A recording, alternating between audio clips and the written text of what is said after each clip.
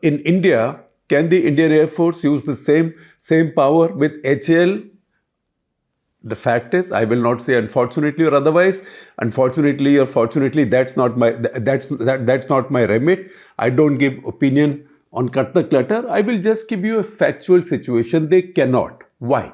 For the simple reason that the owner of both, HAL as well as Indian Air Force or Army, Navy, who want some helicopters and other aviation assets, the owner of both sides, the owner of the monopoly and the owner of the monopsony are both Government of India. It's the same owner. The same owner sells stuff on this side, makes and sells stuff on this side. The same owner buys from the other side. This side writes checks to this side then writes dividend checks to this, right? That is how this works, and that is how this becomes a very, very unusual kind of arrangement.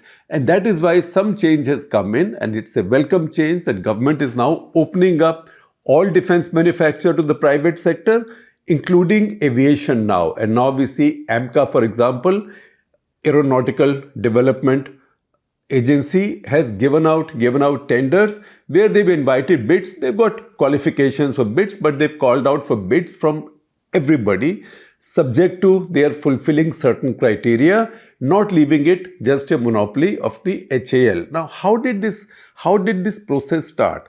This process started immediately in the wake of or after Op Sindoor, when the fact that Indian Air Force is so short of its fighter squadrons, it's now down to 29. You might say sanction strength is 42. I don't think we will see 42 in the next 10 years or maybe even 15 years. So let's forget the 42. But the fact is, it's now down to 29. Can it get to about 35 in the foreseeable future?